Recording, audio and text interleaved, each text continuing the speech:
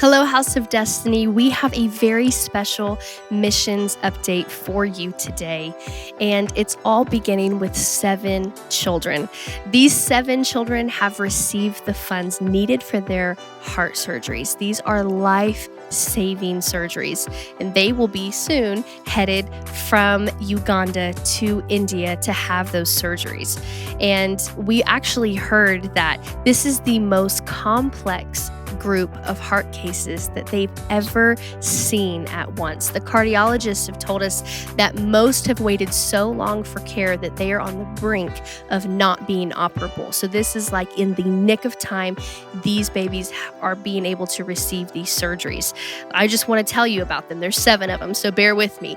Micah, a 1-year-old, has a large hole between the chambers of her heart that causes her to feel extremely weak. Emmanuel, he's an 8-year-old, and he was born with TOF, which honestly should have been repaired as a baby. So he has waited 8 years to receive this surgery. Alma, she's 3 months old. Poor little baby. She was born with a very complex heart condition. You have Jolene, a 5-year-old, born with a heart defect. Zuriel, she's a 2-year-old, born with a large hole between the lower chambers of her heart. You have Eliana, she's a 3-month-old, born with multiple cardiac defects, including double outlet right ventricle, a very complex heart condition. And last but not least, you have Lois, which is 17 years old, and he has a rheumatic heart disease. Now listen, these are just 7 of many of the children that you are able to impact with your seeds of love.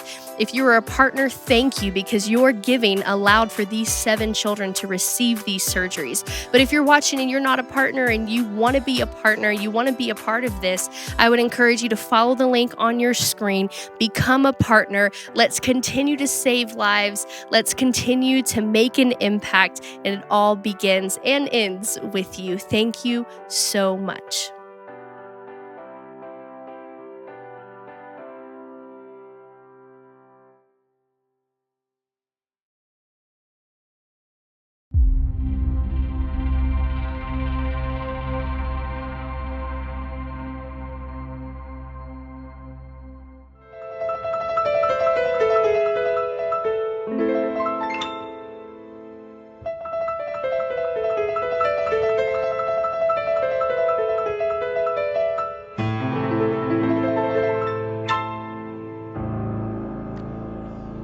Again, a little bit of music for you before we go into our second Pythos teaching. Now, I hope for those that did the first teaching yesterday, I hope that you enjoyed it. I know that you must have, because it's offering you valuable information and how to get over it, and it's informing you how to conduct good spiritual warfare with it. It takes knowledge. That's all it does. And God feeds you that knowledge from the future.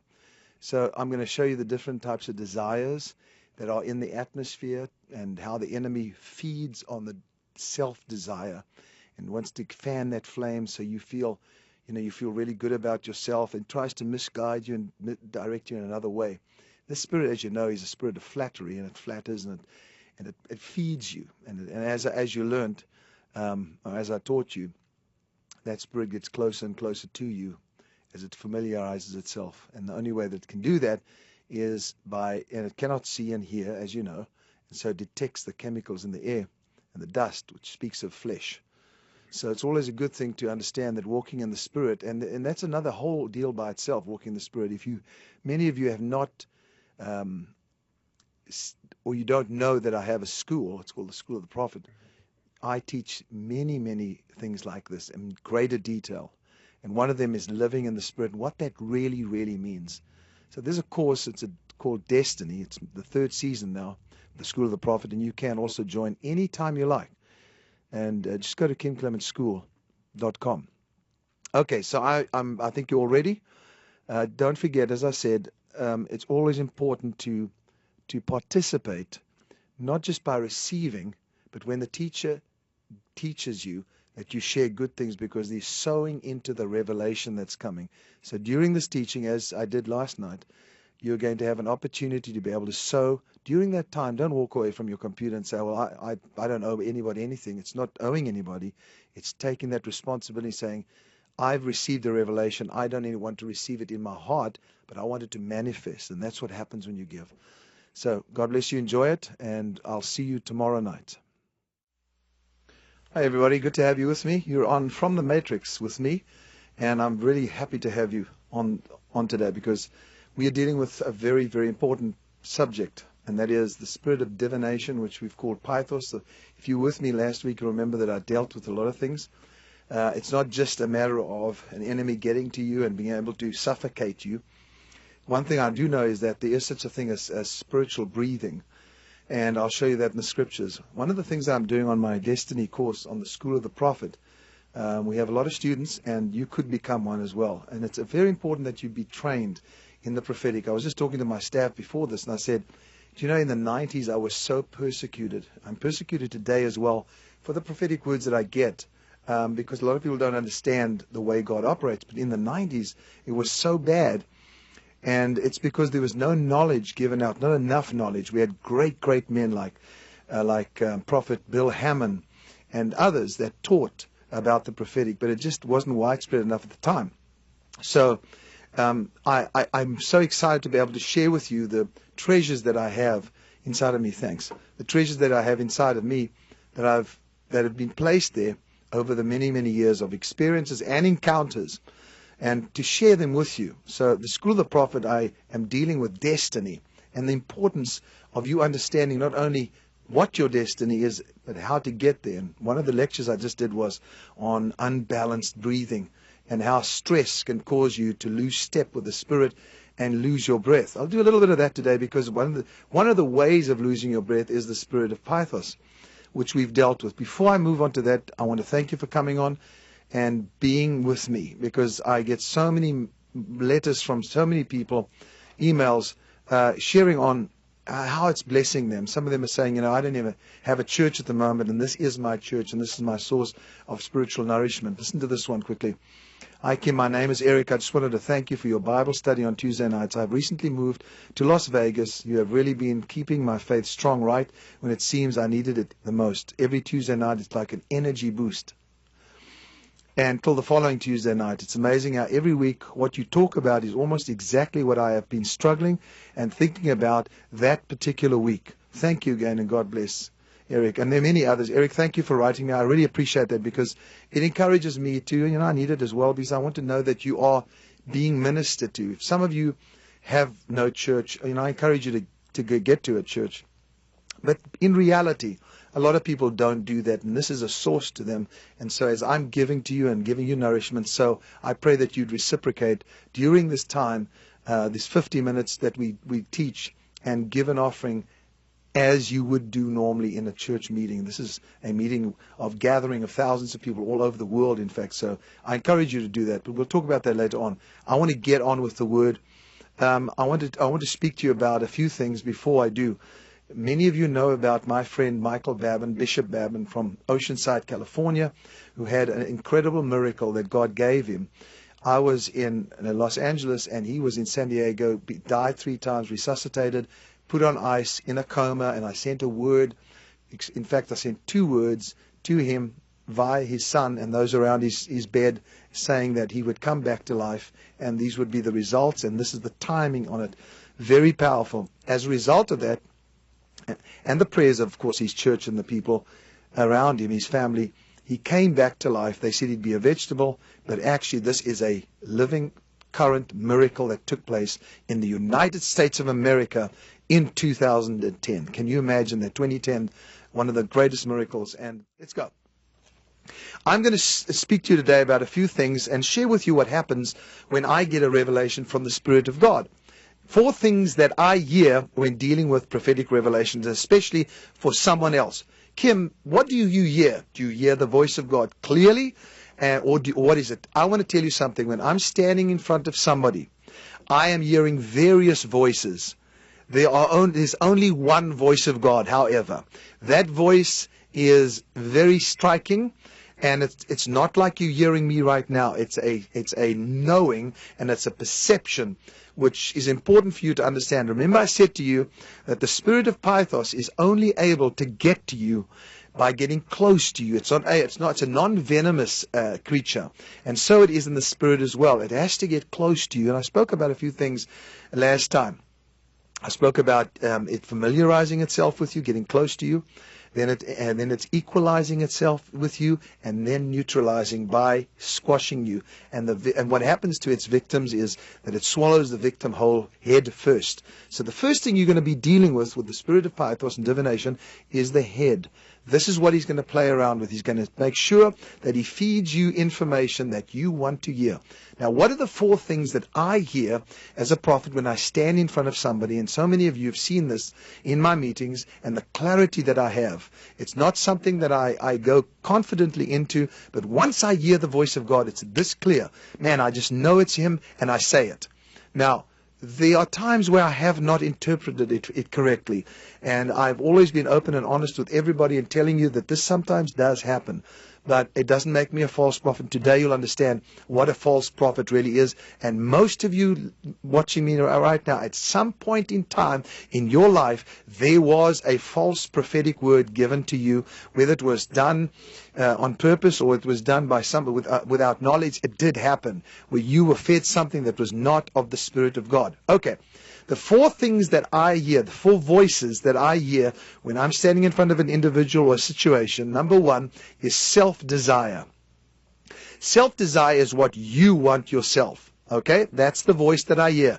Oh, I want, a big house or whatever. And all of this may be good, but self-desire is not what I'm going to speak. The second voice that I hear is misguided desire. This voice is what family and friends desire for you, but may not necessarily be what the Lord wants. So I hear that voice as well. I hear your desire and the misguided desire, which is for family and friends, what they desire for you. Self-desire, misguided desire. Write this down. Then number 3 is evil desire. What is evil desire? Now, not necessarily you desiring something evil, but it means what your enemy desires for you. That's what it means. So, self-desire, misguided desire, what family and friends desire for you, and they may be right at times, but it may not be the voice of God. Evil desire, what your enemy desires for you. And number 4, pure desire. What is pure desire? Is what God desires for you. That's important for you to understand in this entire equation, because all you want is the will of God. All you want is the desire of God in your life. Okay, let's move on. You must know how to distinguish between the divine and from the profane. Let's define divine. Okay, let's define it. What is divine? Well, chocolate cake is divine. Oh, yes, it is. That's divine to me. I'm just kidding with you. Okay, what is divine? The nature of God. Supremely good. Unusually lovely. Anybody experience that with God? He's unusually lovely. The expression of God, that's what divine is. The attributes and properties of God. All of this is the divine. It's all about His nature, His goodness, His loveliness, His expression, His attributes, His properties. And by the way, for those that think that I don't believe that God chastises, you're wrong. Read some of my prophecies, you'll find out that I totally believe that He does. But it's all done in love. The one thing I don't like is when people speak about God in terms of His judgment and then put an angry God there. That is incorrect. He does everything out of love. And if He is doing it out of anger, usually He is stopped by one of His servants who is an intercessor. Moses stopped Him when he said, "Get out of my way and I'll let me kill these Israelites, your people, and I'll make of you a great nation." Moses said, "This is not divine. This is outside of your nature, outside of your supreme goodness, outside of your unusual loveliness, outside of your expression, outside of your attributes, and outside of your properties, and I will not get out of your way." Good on you, Moses, because he was a friend to God. Now, I'm trying to tell you and show you that everything God does is out of love. In other words, He wants to help. Now, what is the profane? Because profanity is more than just speaking bad words or swearing or cussing. What does it mean to be profane? And this is how you'll understand the difference. It means to misuse anything that should be held in reverence or respect, to defile, debase, to employ basely or unworthily, to employ something unworthily. That's what profane means. It's the misuse of that which should be held in reverence and respect. It means to defile. Now, the thing about divination, the whole issue on divination is to defile you. You see, we have this idea that defiling comes by our wrong deeds and our acts. There's truth to that, because in every deed there is a seed. Write that down. In every deed there is a seed. There is truth to that. But we have been misguided and not realizing that Jesus said, how are you defiled? Not what comes out of your body, but what comes out of the heart causes defilement. Now, we need to understand that, because divination does defile. It defiles us by a subtlety, by coming close to you, and out of the heart is poured these different words. Now, I'll explain that in a minute. But divination, what is divination? Divination is an imitation of the divine, an imitation of it. It's profane, but it comes in an imitation. So what does divination mean? Flattery, compliments, excessive and insincere praise, puffery, I like that word, adulation. Now, just to get this, it's flattery, it's a lot of compliments. I get very nervous around people that are complimenting all the time. It's excessive and insincere praise, puffery, adulation. And this is the one I want to deal with today as well, is perception by intuition and association. Not a bad cup of tea. Who made it? Good for you, Thomas. Okay, so what is the divination? Perception, not by divine inspiration or divine foresight or divine insight, but perception by intuition and association. What do I mean? Somebody talks to you, speaks to you about something, they associate, they can pick up what you do, like Sherlock Holmes. You see that movie sometime, you'll see how he picks up, he basically actually prophesies, so to speak, to a young girl that's with, who's the guy that's with him? Inspector... Well, his friend, whatever his name is, the guy that was always with him. Inspector, okay, anyway. Who? I can't hear what you're saying. You've got to put the mic on. Dr. Watson, Sherlock Holmes and Dr. Watson. Dr. Watson brings this girl, and Sherlock Holmes has never seen the girl. It's a great example. In fact, go and look at that movie and look for that piece when they go to the restaurant, and Sherlock Holmes looks at her and says, "This is where you've been. This is where you come from." All by her clothing. He even speaks about a ring that she had on her finger that has and you could see that she'd taken it off, or a bracelet or whatever, and the sun had not burnt there, and so she'd been on vacation at a place where there was sun. He does the whole thing based on his association with of her physical attributes, and so he's able to tell a whole lot of things about her. It's not divinely inspired; it's by association. A lot of people acting as prophets do that. So when you get a word, you better be sure that the person you're getting a word from has a covenant with God and a covenant in local eldership or leadership, because that person is absolutely speaking into your sanctuary and your life. We're going to get to that in a few minutes. Now, so what does it mean to have perception by intuition or by association? It means direct perception of facts. That's all. What is present, what it sees. It is immediate apprehension of what it sees. It is also perception without insight or foresight. Now, that's a very big issue here that you need to understand. And do me a favor, go onto the shopping cart on kimclement.com and download the MP3 on Sight, Insight, and Foresight. Listen, it's not much money. You can get it.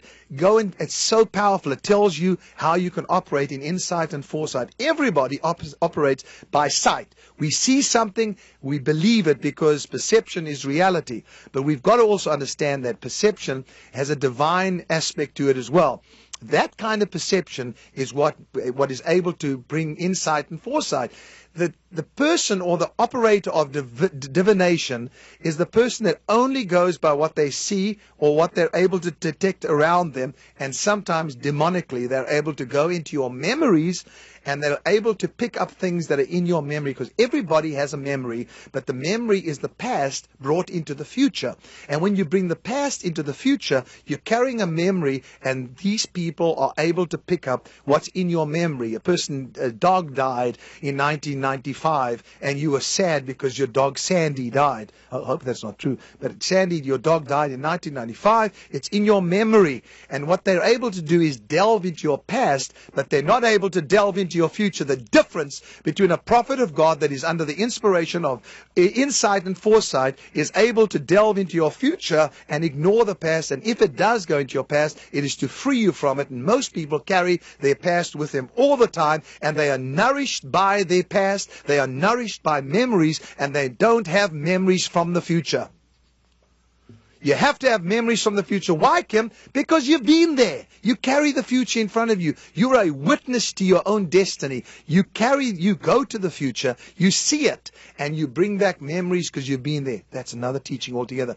But it also means that if anybody ministers to you or a spirit of divination comes to you, it'll base itself on the statistics that are present, and it'll base its prophetic word based on your fear or whatever you've got. So a person's saying, my heart is broken, or they're not saying it, but it's in their memory bank that their dog died in 1995. The dog's name was Sandy. It's clearly in your memory. And what this psychic or whatever does is they dig into your memory and they pull out something that is present, not future. Remember something, the present cannot nourish you. At least the past brought into the present cannot give you breath. It cannot give you life. The only thing that can give you life is time. If there is no time, you're out of time. There's no life. You're in fact dead. You breathe out of time, in time, in time, in time. But where does time come from? Time is not in the past. Time is not even in the present.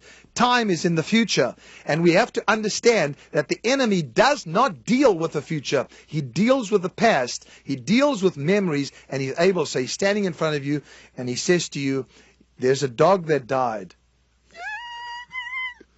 The dog was Sandy. Okay, the woman's crying. I'm not doing a good job of that. But the woman's crying and weeping. It's so in a trance. And, oh, my goodness, this was a word from wherever. And so that is divination. But that's not the only thing. I'm just saying what they've done is dug into your memories and brought out something. The problem is we cannot live in the past. Now, let's move on. And let me encourage you to go and get sight, insight, and foresight on my shopping cart. Please, guys, it's nothing, just to help you. Okay. Let me give you this saying that I've said a few times. There are many eyes that look, very few that see. There are many eyes that look and very few that see. There's a difference between looking and seeing. What is to look? Look is casual observation. You're observing casually the person's shoes. The person's shoes are old and worn out, so they relate that to something. That's called an association. That's not the prophetic. That is not divine prophetic utterance. That is divination. Now, you may think they're correct because they have such an accuracy, but it comes from knowing something from the observations. So that means to look. You don't want someone to minister over you that is just looking at your present problem. That's why you'll notice when I do my meetings, I always come in at the beginning of the meeting. I don't come before, and I leave immediately after it, so nobody's feeding me any information. My staff around me will not tell me anything. They won't even tell me who is in a meeting, so that everything will come purely from the Spirit. And that's why when I do minister, you'll see it's not perfect. I'm picking up things, but when it comes out, it's explosive. Then you know this is divine. When it's just too perfect, something's not quite that right. So there are a lot of people that look and very few that see. What does it mean to look? Casual observation. What does it mean to see? Acute observation or acute perception. So it means to see a little further than what you can see visibly. Okay. And remember something, what you see, you can enter. Now, I'm addressing you first before I get to scriptures. So, now we have observation and perception. Casual and acute. Now, what you see is very important. Very, very important. For what you see, you can actually enter. What you see, you can enter. You cannot enter something that you cannot see. In other words, you've got to see it. God shows it to you so you can enter it. Now, here's the problem. What you are given to see may be fatal if not from the divine source. What you are given presented with to see may be fatal if it's not from the divine source. If the source that is giving you sight, spiritual sight, is not from God, it could fool you into entering something that is not right for you. Very important. So, let's go on. Let's talk about that now. What's been given to you? Perception without insight or foresight is very dangerous. Okay? Why? Well, let's deal with these three areas. What is sight? We all know we've got sight. Sight is the natural field of vision. Some of you have 20/20 vision, some of you don't. So you have your natural field of vision is what you see here. Then you have insight. Insight is what? An extension of vision. It's seeing beyond the natural observation. So insight is an extension of vision. That's what prophets do when they teach or they minister, or you come into a meeting where I'm worshiping God prophetically. What happens is there's an extension of vision. You see a little bit further and you see beyond your natural observation. Then you have foresight. What is foresight? Foresight, this is great. You're going to love this, because this is where a true prophet comes in, and this is where you can be free from this divination that may have come against you. And I'll be able to categorize it a little bit better in a few minutes. Foresight is wisdom and information gathered from the future. Now you get the wise old sage that knows truth because he's experienced it. That's a different aspect of wisdom. What I'm talking about now is foresight.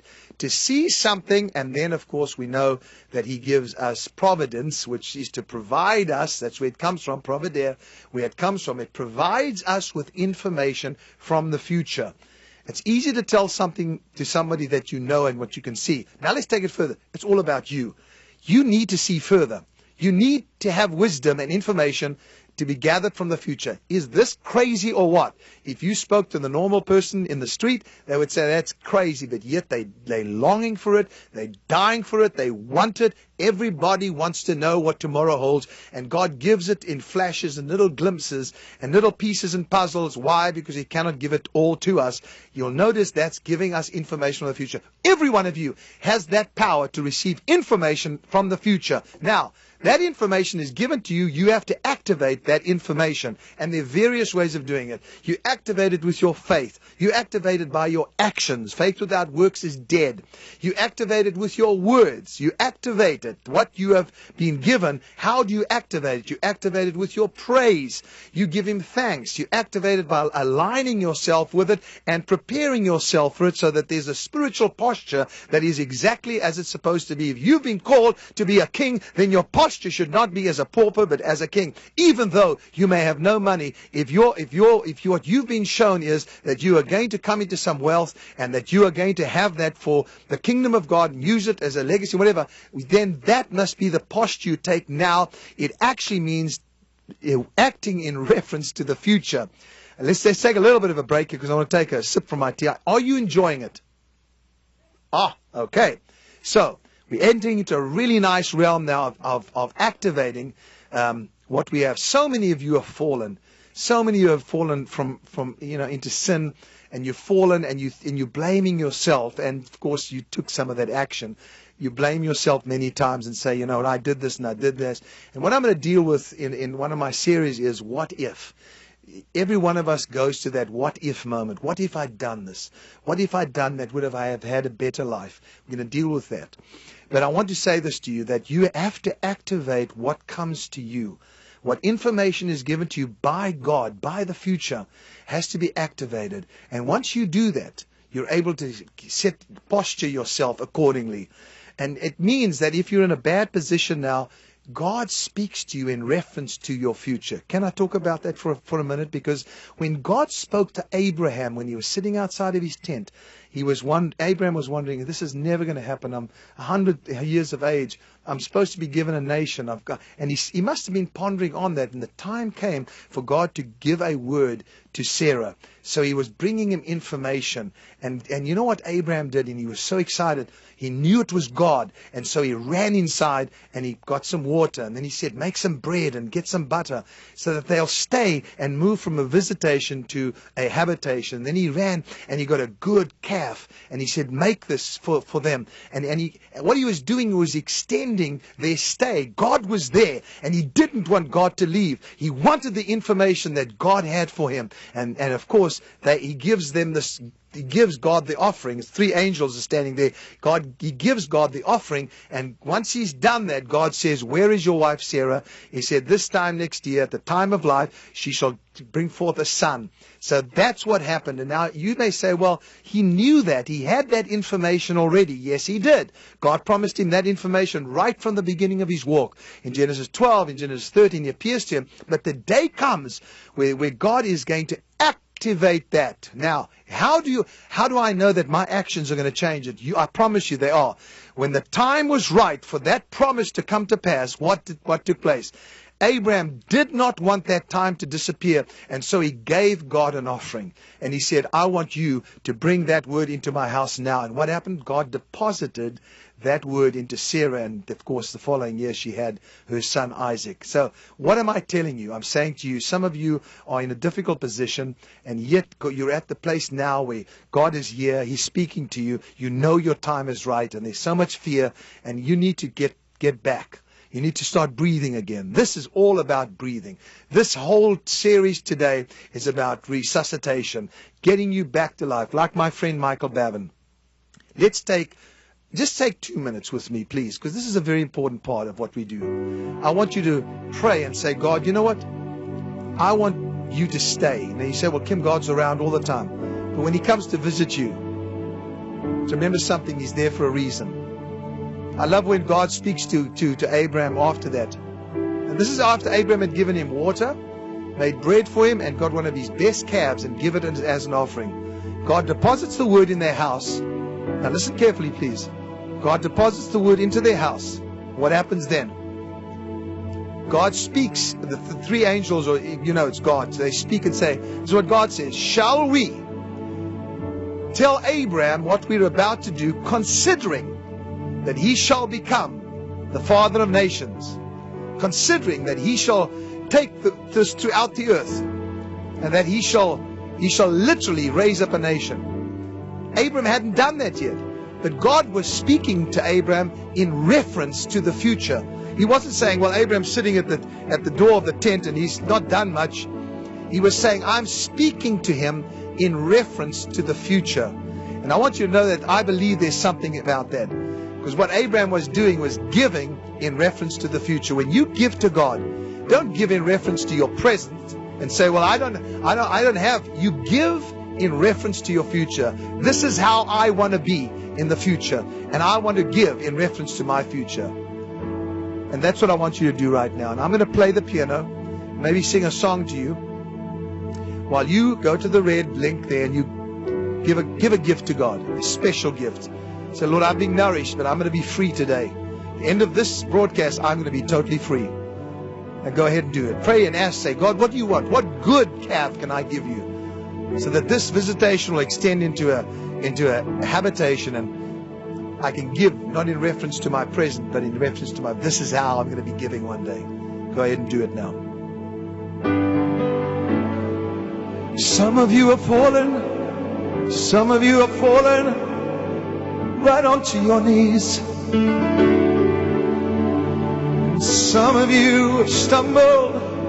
Some of you have stumbled right into his arms. And some of you have fallen. And some of you have fallen right onto your knees. That is where he wants you to be, right next to him. That's where he wants you. That is where he wants you to be, right next to him. Don't worry if you've fallen. Some of you have fallen. Some of you have fallen right onto your knees. That's right. Some of you have stumbled. Some of you have stumbled right onto your knees. Some of you have fallen. And some of you have stumbled right into his arms. Yes, Lord. That is where he wants you. Yes, he does. To be right next to him. That is where he wants you. To be right next to him. I pray you touch every life. We will stumble, we will fall. The enemy will stand around us pointing fingers. But you are right next to us. Some of you are fallen. You know where you're fallen? Right onto your knees. And that's where he wants you. To be right next to him. To be right next to him. That's where he wants you. To be right next to him.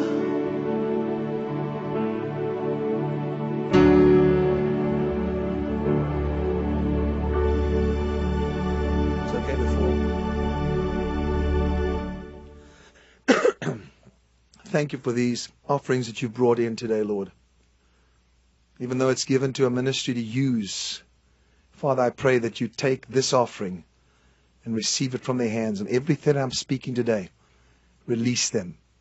Release into them and release every one of us from any suffocation in the Spirit so we can breathe in the Spirit. In Jesus' name, amen. Okay, so that's the thing when God's presence comes in. It's so incredible. And you know what? It just takes one little song. Just one little bit of worship to lift your hands up and thank him. It just changes everything. Because you know what it brings? The presence of the Lord. Okay, let's move on. Acts chapter 16. Verse 9 to 19. I'm gonna turn this. I can read it to you. Acts chapter 16. Let's give you some examples of where divination took place in the New Testament. Because, you know, I'm going to show you some Old Testament scriptures now. But I'm going to also, and we did read them, but I want to just give these to you as well. Let's go to Acts chapter 16. We've got 20 minutes left. A lot of you getting filled with the Spirit right now. And I can't help what God does while I'm speaking. We can't help it. It's His Word that's happening. And you know what else? Suffocation is getting out of your house. Pythos is not able to do any of this anymore in your life. Why?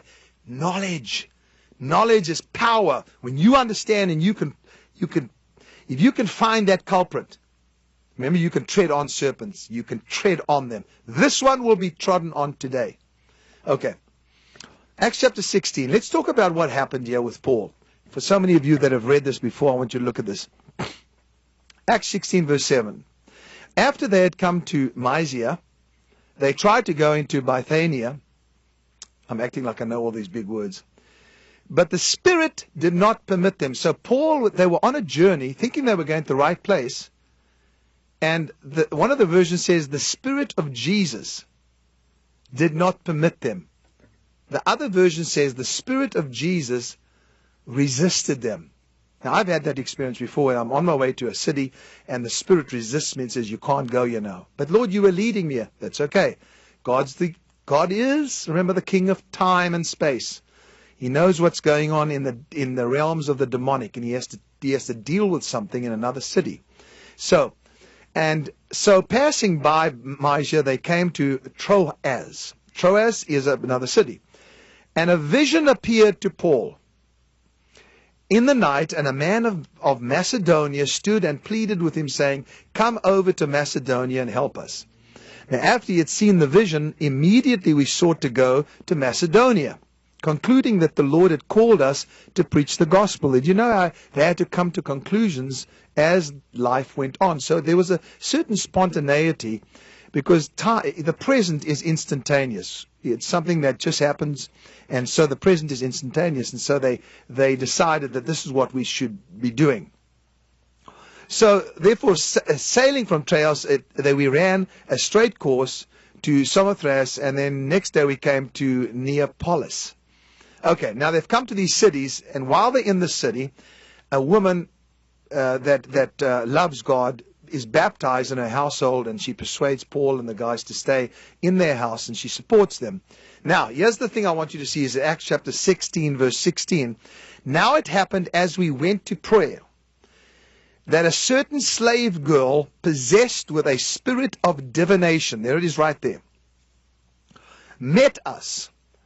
Now hear what this is. Who profited, who brought her masters much profit by fortune telling. Now this is not fortune tellers that are on the street out there, those nincompoops that are giving you a thing for $10. We're talking about a spirit now that is operative very close to the apostle and very close to the church. That's what she's after. However, what does the spirit of divination do to a community, and what does it do to a country even? And as I've said to you, the White House, this is what's happening politically right now. The spirit of Pythos is there. It wants to suffocate the morality of this nation and the spirituality of this nation. And there's so much I could tell you about that. That's for another day. That's the den. You come to the den, you'll find about that on Saturday. But now we are from the Matrix, so I've got to move. So, what does the spirit of divination do? It brings much profit to her masters. So there's a profitability that takes place when the spirit of Pythos is present in a person, a nation, a community, and that's just another thing I'll talk about another time. That's why that's why it's so cozy in so many places. Now this girl followed Paul and us and cried out, saying, "These men are servants of the Most High God who proclaim to us the way of salvation." Now, this is her prophetic word that she's giving to them, but it's under the spirit of divination. So it's profane, really. It's spoken from a source that is not in covenant with God. And she is saying this. Now, you know what I find amazing here is that she says this and she's correct. But what is she doing? Adulation, puffery, and compliments, and flattery. So she's saying something, but what do you see there that she doesn't have? She doesn't have the future. She is repetitious. She's saying the same thing over and over and over. Now, hear me out. She knows this is fanning that flame of, she's flattering them. They need some approval from the marketplace. They need some approval from the people that they're working with. And so Paul doesn't stop her. Now, please understand that it wasn't recognized straight away. So the spirit is getting closer and closer to Paul. So because Paul, at this stage, I believe he didn't know that it was a spirit of divination. He's listening to her. Now, look what it says. It says, this he did for many days. If this great apostle couldn't recognize that this spirit was trying to get closer and closer by feeding his own desire to hear something or trying to flatter him, come on now, this happens to anybody, and it gets closer and closer. But look at what happens. As she says this for many days, Paul gets greatly annoyed. He gets disturbed and annoyed in his spirit. Prophecy should never do that. He gets annoyed and said to her, to the spirit, not to her, to the spirit, "I command you in the name of Jesus Christ to come out of her." And the spirit came out, say it, that very hour. So, that hour is a very important thing that you need to understand. The spirit came out that hour. Why? Not because necessarily commanded it to, but he recognized that it was a spirit of divination. You've got to define what it is. Now, it doesn't mean you've got to stand and shout and scream at spirits, but if something is flattering you or complimenting you and there's an annoyance that's coming, watch out. This thing's trying to get close to you. It'll even do it by telling you something that you know about yourself. And you'll say, oh, this is of God. And it may not be. What she was saying was good. But was it God? Let me just speak about that for a minute. Because I already say, oh, everything is good is from God. Not everything good is God, though. People can do good things that are very evil. Now, God can be involved in it, but good is not always God. Something that sounds good doesn't necessarily mean that it's God. Something that is preached good doesn't mean that it's God. Something that's prophesied good doesn't mean that it's God. Good is not always God. In that sense. So, what's happening here is there is good being spoken. Good. These are servants of the Most High God who've come to show us the way of salvation. She's not mocking. She's speaking to them. Now, he realizes this is not God, therefore this is not good. This is not right. And it is invading our sanctuary. I'll get to that in a minute. So what happens? Greatly annoyed, he says, come out of and the spirit has to come out because it's recognized. Now, you've got to understand all of this is very important because this is New Testament as well. And it can get close to you, the spirit, and begin to suffocate you. I want you to remember something, folks. I have a Twitter account, and you can follow me. I send out tweets, and in fact, I'd like to read some of them because they're so powerful. But I want you to know that that I have some very interesting tweets that I send out, and people write me things all the time and telling me they were blessed by it and all kinds of things. But anyway, I don't want to read them now, but I would love to do that sometime. But you can get onto it. It's called Prophet Kim. And honestly, it's the funnest thing because I'll get little thoughts and send little clips. Jane also has one, my wife. It's called Jane's Corner. There you see the little things that you won't see behind the scenes. You can, please, you can join our Twitter and begin receiving my tweeticides, prophecies. Okay, let's move now. Let's go to the next one. Leviticus, Old Testament. I'll just read it to you, or you can go there and underline it. You're in a study right now. Leviticus 19, verse 26 and 31. Number one, this is what it says, in essence. You shall not practice divination or soothsaying. Soothsaying? That's right. I call them soothsayers. They are people that prophesy what others say. It's called other saying, some saying. Now, what is some saying? Very important that you understand this. Some saying is you repeating what other people believe, but you're not totally convinced about it. That's what a some sayer is. Now, I don't want to say what some say. I want to say what he say. I don't want to say what some say. I want to say what he say. That's what the truth is. I can hear what somebody else thinks. It's an opinion to me, unless it's really them speaking from God. But I cannot necessarily say it. Verse 31 says, give no regard to familiar spirits. Do not seek after them. And this is the part I want you to get here. Do not seek after them to be what? Defiled by them. Defiled by them. What does that mean?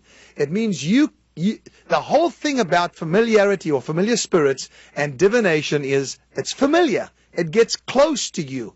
It gets familiar with you. And familiarity will equalize. It's on the same level with you. And that then gives him the power to take you and strangle you, which means you lose spiritual breath. Now, that isn't actually a thing, because the Bible says if we walk in the Spirit, we must also live in the Spirit. And the word live there is breathe. So, we breathe physically, but we also breathe spiritually. He wants to take your breath away. Is anybody watching me right now, have you felt just recently or perhaps for a while that you have no energy?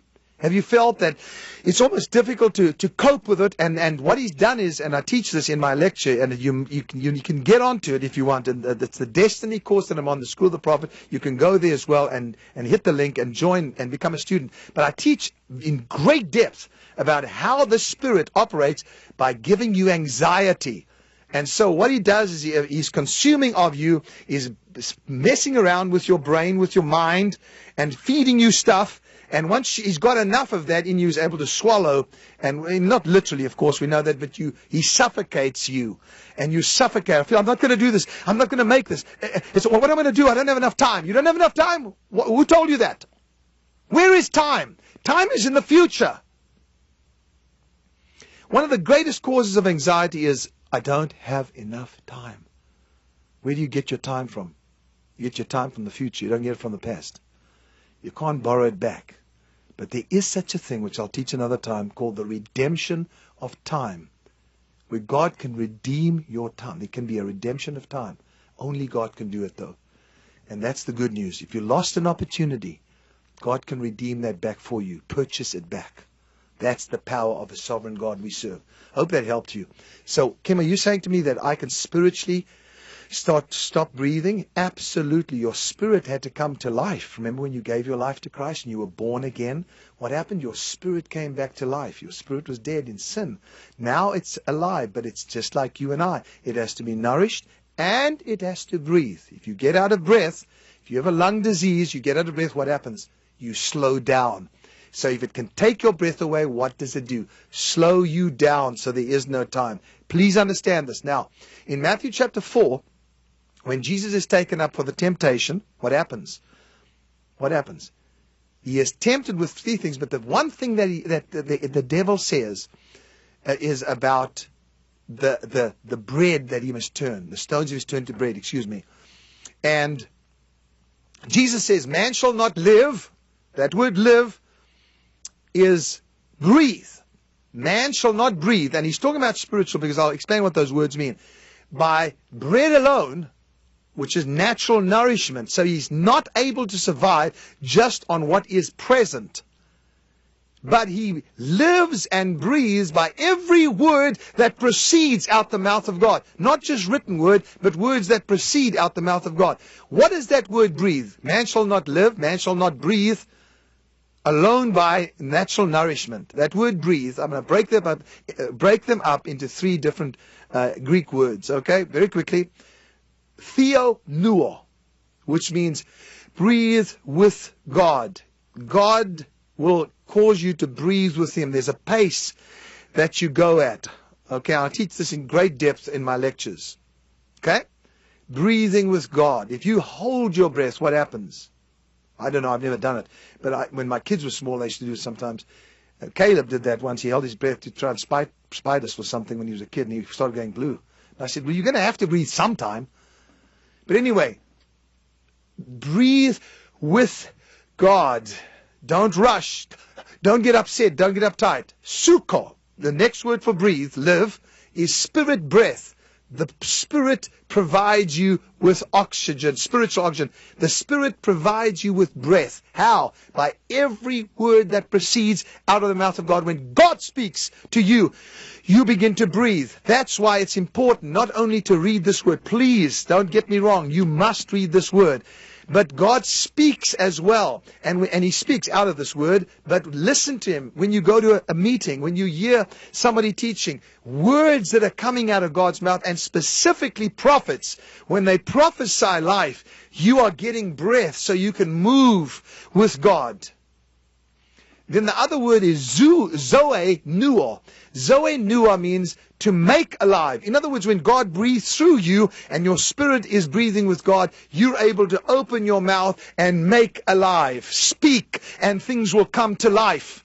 Michael Babin is back to life because words proceeded out of the mouth of God and he came back to life. It's so powerful. Now I'm going to finish with a scripture that I'm going to go on with next week, okay? Because we're running out of time. You, my dear warriors, and I are running out of time. And so I just want to tell you I love this moment together with you. You must breathe. I want you to be free of suffocation. I want you to be free. How, Kim? How? By God breathing in you by his spoken word. God breathing into you by every word that proceeds out of his mouth. When last did you hear God? When last did you hear God speaking to you? You know when you heard him speaking to you? In the last 45 minutes. These words that proceeded out of his mouth are giving you life. Giving you life. All of you, close your Bibles now. Hold up your hands and breathe. No, don't just breathe. Take a deep breath and breathe in. Don't stop. Spirit of God, I'm asking you, as they breathe right now, breathe into them. You shall live and not die. These are his words. But you shall live to declare my glory. Your children, your children's children shall prophesy, shall invade the culture. You shall not be broken poor forever. He is your provider, and I speak from God. Don't stop breathing. Close your eyes just for this minute. Speak, O Spirit of God, into every life. Remove the strangulation. Cast away all those things you're thinking about. The news that you heard today. The economic breakdown. Is God gone? Has he left? No. He's here. Breathe. There you go. Lord, I release upon them your Spirit. Breathe into them, Spirit of God. And refresh them now with your presence. And remove every form of strangulation this very second. In the name of Jesus. Take one more breath.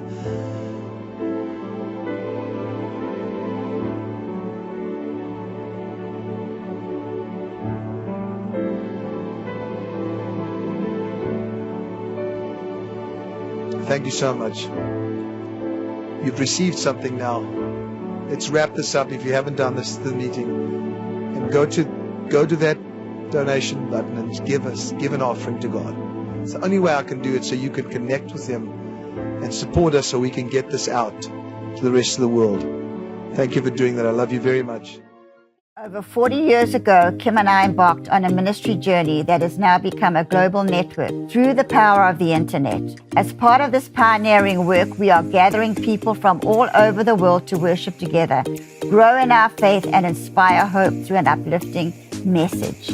We are dedicated to reaching out with God's message of hope and love to all without discrimination or judgment. We invite you to join our House of Destiny free membership that allows you to connect with members from around the world. Through our prayer wall, you can post your requests and have others join us in prayer. It's so powerful when the saints gather and believe for a breakthrough.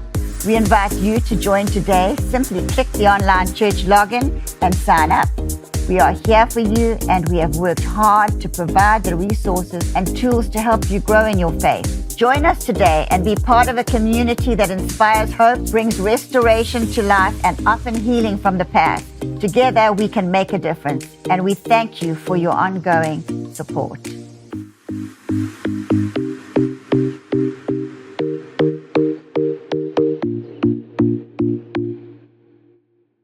I'm excited to announce we're having a huge MyPillow spring sale, and here's a few examples. Buy one of our MyPillow 2.0s, you get another MyPillow 2.0 absolutely free. Made with cooling technology, the best pillow ever just got even better. And this just in, 9 brand new colors and styles of our percale bed sheets. They're made with the finest long staple cotton, and now you can save 50% or more. That's as low as $24.98.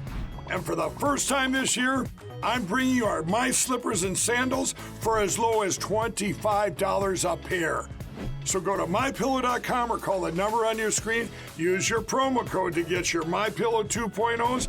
Buy one, get one free. Percale sheets as low as $24.98. My Slippers and Sandals as low as $25 a pair.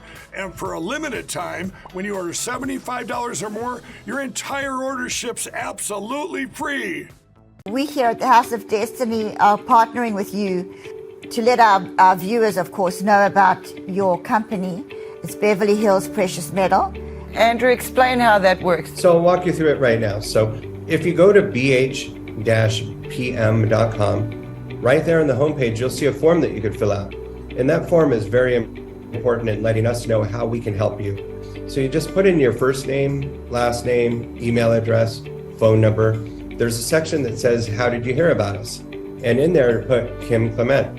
And then there's a portion where you could write a couple of notes down on the bottom. Usually within about 24 to 48 hours, we'll contact you. And then by phone call, and then we'll go over everything with you. This isn't a high pressure deal. We always recommend that if you feel uncomfortable, take a step back, pray about it. You will gain the answers that you need by doing that, and come back to us when you're comfortable.